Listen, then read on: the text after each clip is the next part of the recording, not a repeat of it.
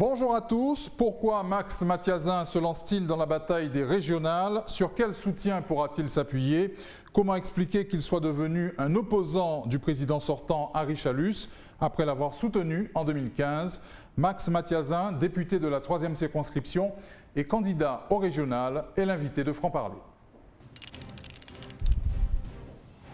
Bonjour Max Mathiasin. Bonjour Thierry Findéré, bonjour aux téléspectatrices, téléspectateurs. Bienvenue sur le plateau de Franc-Parler. C'est décidé et officiel, vous êtes désormais dans la course au régional. C'est un projet qui n'est pas spontané, c'est un projet mûrement réfléchi, avec des hommes et des femmes de politique, mais aussi surtout de la société civile, des jeunes Guadeloupéens qui veulent un avenir meilleur pour ce pays. Donc nous sommes réunis, nous avons réfléchi, nous avons regardé et analysé la situation économique de notre pays. Je suis Guadeloupéen. Je vis en Guadeloupe depuis mon plus jeune âge. J'ai connu des présidences de région, mais jamais la Guadeloupe n'a été aussi déboussolée. Jamais la Guadeloupe n'a été dans une telle situation économique, empirée par la crise du Covid, bien sûr.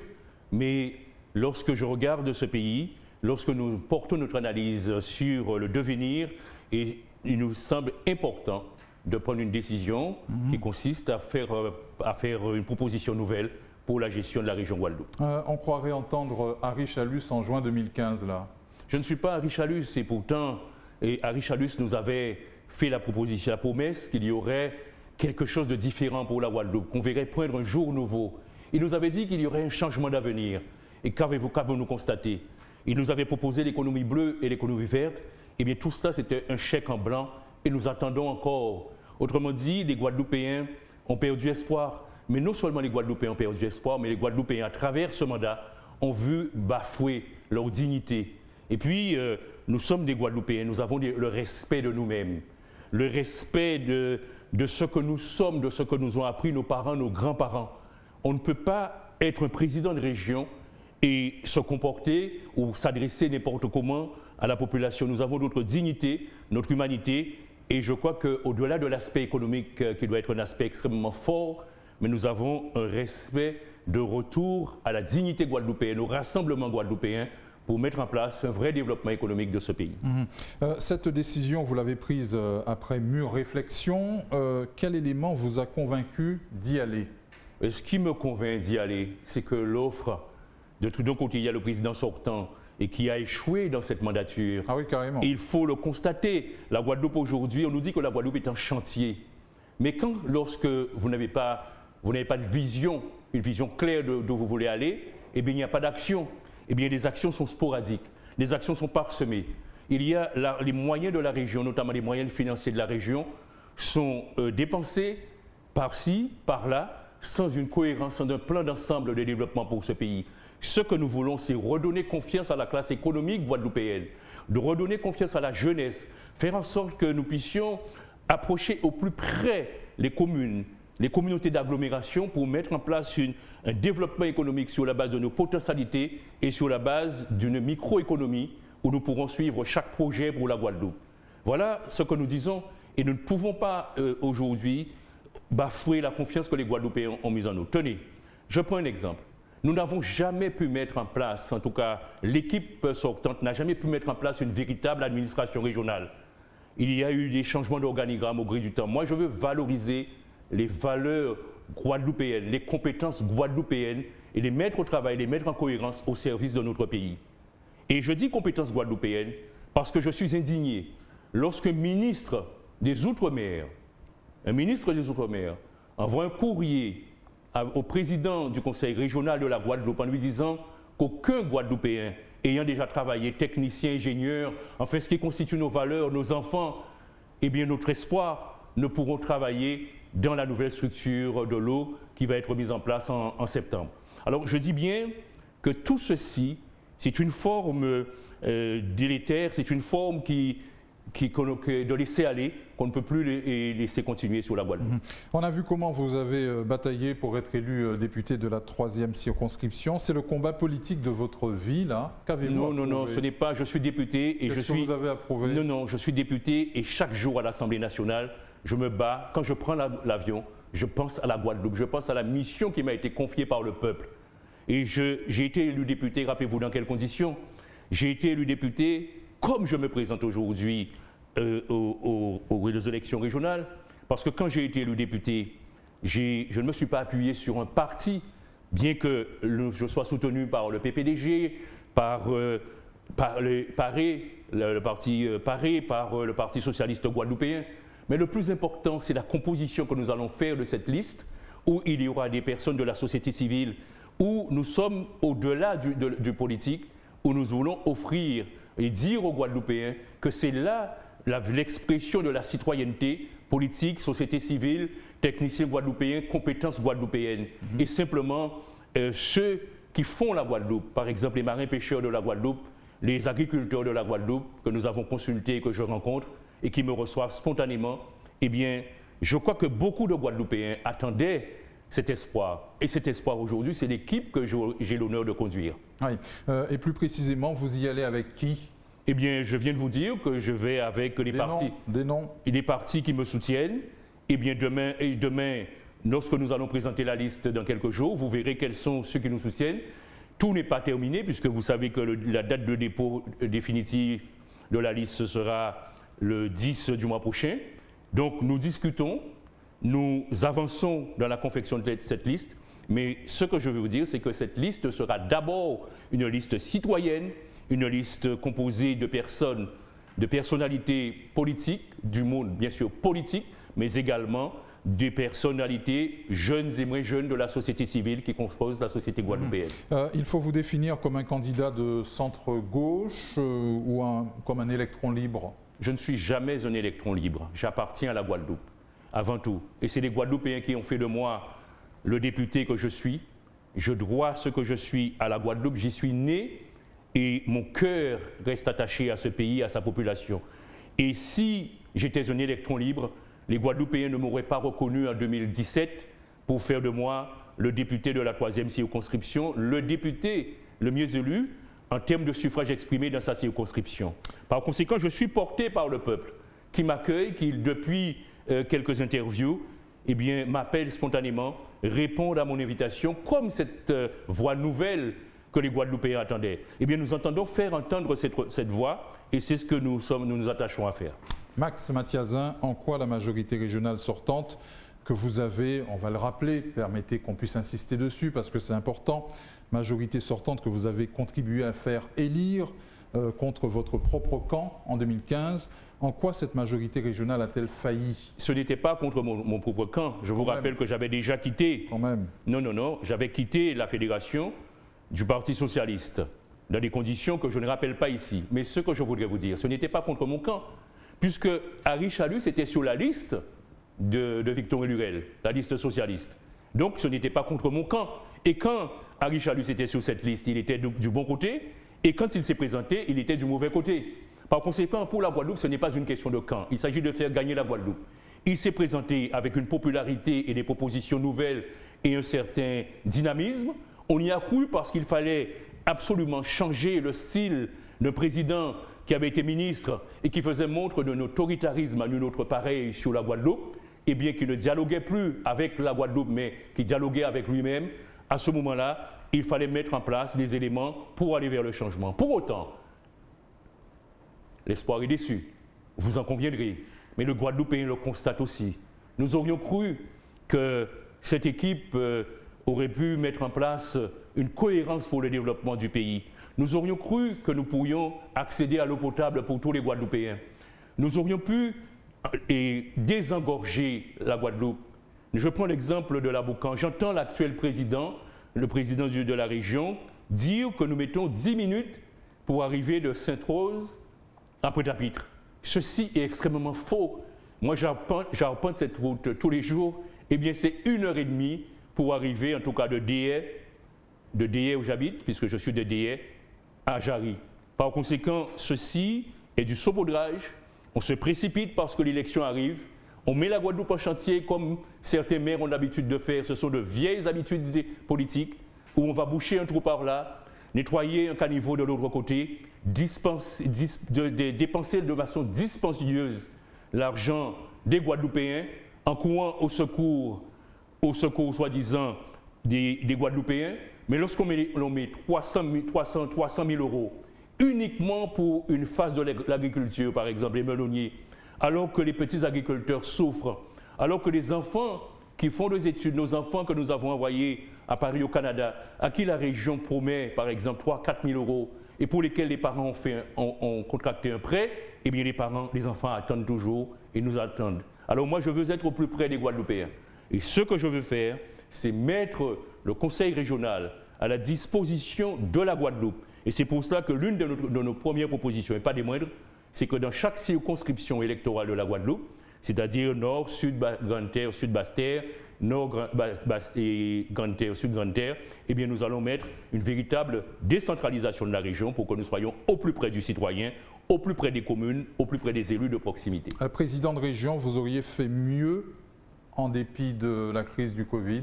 Non, mais la crise du Covid, lui-même a dit qu'il n'a pas de bilan. L'autre jour, chez l'un de vos confrères, le président interviewé pendant 1 heure a dit « Je ne présente pas de bilan parce qu'il ne s'agit pas de bilan ».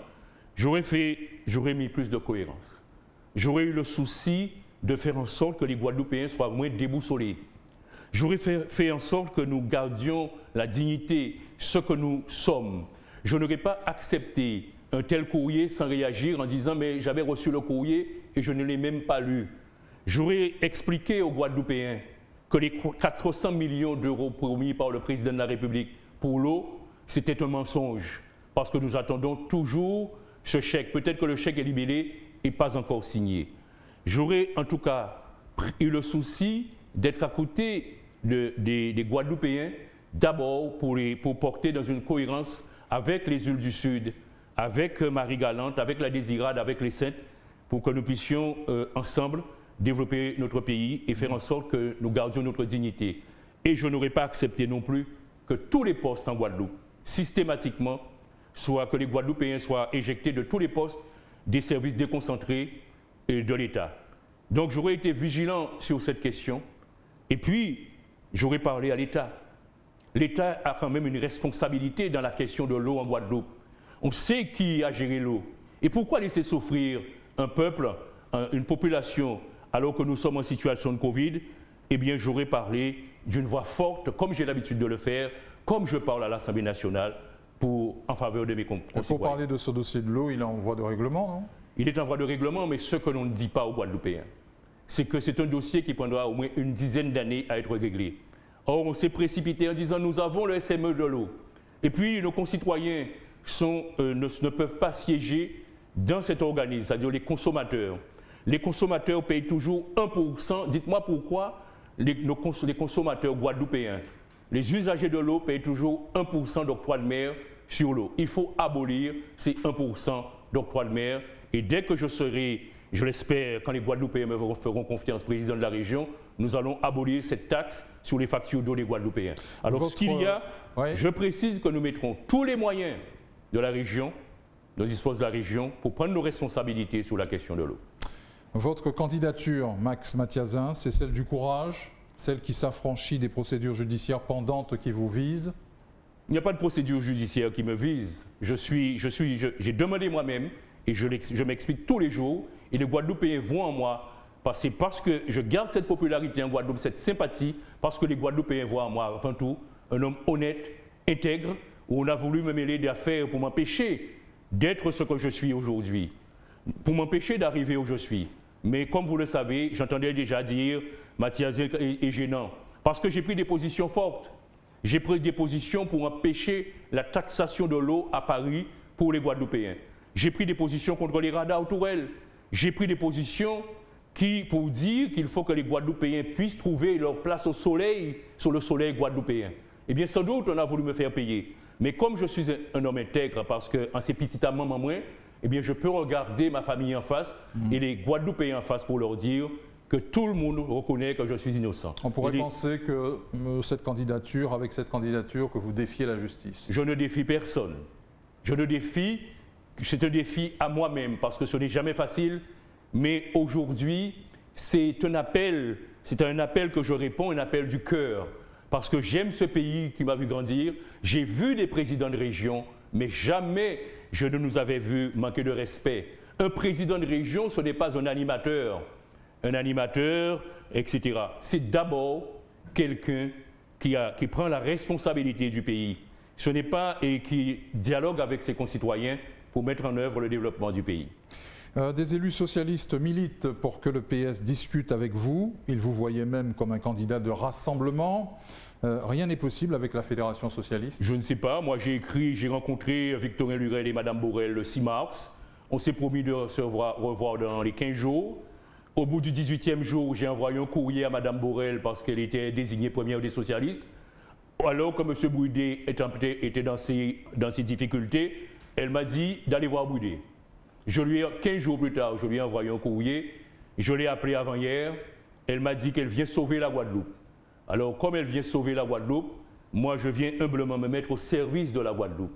Alors, par conséquent, tout est ouvert, tout est possible, mais je crois que maintenant, il faut un renouvellement de la classe politique en Guadeloupe. Il faut un sang neuf pour impulser ce développement que nous appelons de nos voeux pour ce pays dans un rassemblement de Guadeloupéens. Donc, tout est ouvert, tout est possible, mais il faut aujourd'hui prendre des dispositions, avoir recours à des solutions. Et ces solutions fortes, nous les apporterons. Nous sommes en train de travailler sur le projet que nous mettrons à disposition des Guadeloupéens. Quels sont les socialistes qui vous soutiennent? Je n'ai pas à vous dire de nom pour l'instant, parce que de toute façon, à partir du moment où je dis quel socialiste me soutient, il n'y a pas beaucoup qui n'ont pas peur en Guadeloupe aujourd'hui parce que on les terrorise, on les menace. Mais ce que je peux vous dire, c'est le cœur des Guadeloupéens qui m'intéresse. Parce que si vous m'aviez posé la question de savoir quels étaient les socialistes qui me soutenaient en 2017 quand j'allais aux élections législatives, eh bien personne n'aurait misé un copec sur moi. Mais je savais que le peuple me soutenait. Le peuple avait foi en moi, j'avais foi et confiance en cette population. Eh bien, avant tout, j'ai le soutien des Guadeloupéens. C'est Victorin Lurel, votre problème? Je n'ai pas de problème. Je n'ai de problème avec quiconque. S'il vous l'a dit, ou bien invitez-le pour lui demander si son problème c'est Max Mathiasin. Je n'ai pas de problème avec Victorin Lurel. Je suis un homme affranchi. Il est un homme qui a été président de région, président et ministre. Il a été député, maintenant il est sénateur. La Guadeloupe lui a tout donné. Tout. Il pourrait, je l'ai dit, faire preuve d'un peu de sagesse et jouer celui qui peut rassembler les Guadeloupéens. Mais j'ai l'impression qu'il y a une question de pouvoir. Et la Guadeloupe, ce n'est pas seulement du côté socialiste ou du côté du GISR. La Guadeloupe, ce n'est pas la confiscation par notre pays, par ceux qui sont en politique encartés et par ceux qui dirigent les appareils. Nous sommes au-delà des appareils et nous allons nous voguer avec les Guadeloupéens pour rêver la Guadeloupe, non seulement rêver la Guadeloupe, mais projeter la Guadeloupe, dessiner une Guadeloupe nouvelle et mettre en œuvre. L'objectif est de battre la liste du PS et de ses alliés. Je n'ai qu'un objectif. Et la forcer à faire allégeance. Je n'ai pas de problème avec Victorin Lurel ou la liste PS. Non, mais ça on a compris. Je n'aurais pas demandé la permission d'être candidat. Et seul, je suis ici par la volonté de ceux qui nous soutiennent, de ceux qui vont composer cette liste, des Guadeloupéens qui chaque jour me disent « Max, nous t'attendons, il faut y aller ». Parce que la Guadeloupe est dans l'impasse, parce que nous avons besoin de retrouver notre dignité. Nous ne sommes plus les jouets des autres, nous ne voulons plus jouer ce rôle-là. Nous voulons une Guadeloupe qui nous malheureux, ni monde qui moins malheureux, mais famille en nous toujours apprendre nous, qu'à nous de traite propre et que nous nous respect en nous-mêmes. Mais nous ne pouvons pas laisser et nous manquer nos respect et qui veut son respect s'en procure. Quelle stratégie de deuxième tour? Je ne suis pas au deuxième tour pour l'instant. Vous me projetez dans quelque chose où on a l'impression... Il va bien falloir composer. Non, mais ce n'est pas une question de composition, puisque nous faisons les élections, nous faisons déjà le premier tour d'avant le premier tour. Nous sommes aujourd'hui tout au premier tour de cette élection. Et lorsque nous aurons la reconnaissance des Guadeloupéens qui spontanément nous appellent, organisent des réunions chez eux et à la campagne, à la ville, eh bien j'ai l'impression qu'il y a une vague de conscience guadeloupéenne qui va émerger et c'est cette vague qui va décider de ce que nous ferons pour le deuxième tour, si deuxième tour il y a. Rien ne vous dissuadera d'être candidat, rien. Me dissuader d'être candidat alors que vous me recevez au moment où j'ai déjà présenté ma candidature. Il peut se passer beaucoup de choses. Eh bien, il peut se passer un tremblement de terre, peut se passer que nous soyons confinés, il peut se passer que je ne sois plus en vie, ou vous-même aussi. Mais de toutes les manières, personne n'est indispensable. Mais aujourd'hui, c'est une décision résolue. Nous allons, avec des personnes déterminées, des Guadeloupéens, qui veulent, qui n'acceptent pas ce que nous sommes aujourd'hui, qui n'acceptent pas ce que l'on fait de nous, de notre population, de ce que les aînés nous ont légué. Eh bien, aujourd'hui, nous voulons de la cohérence et nous ne voulons plus marcher sur la tête. On a rarement vu autant de listes issues de la société civile se positionner pour des régionales en Guadeloupe. Notre vie démocratique a besoin de cette respiration, de ce sursaut. Moi, ça me fait plaisir. Ça me fait plaisir. Vraiment, je discute, ça va dans le bon sens. Je discute avec tous ceux qui se réclament de listes simplement citoyennes. Ma liste est une liste citoyenne aussi, bien qu'il y ait des politiques qui m'accompagnent. Par conséquent, ils pensent que les citoyens ont leur mot à dire. Il y a les réseaux sociaux, la démocratie s'exprime, on vote des lois sur la laïcité, sur l'expression citoyenne. Moi, je vois ça de très bon œil. De très bon œil parce que nous n'avons rien à cacher. Le citoyen, quand il s'exprime par la voie politique, nous invite à plus de circonspection dans les actions que nous menons, mais aussi à plus de dialogue et de transparence. Cette campagne sera totalement différente, hein, pas de grands rassemblements, pas de grands meetings. Comment irez-vous à la rencontre des électeurs guadeloupéens? Ben, écoutez, vous le dites vous-même, sans doute les réseaux sociaux, mais tout le monde n'a pas un réseau social chez lui. Ma mère n'est pas sur les réseaux sociaux.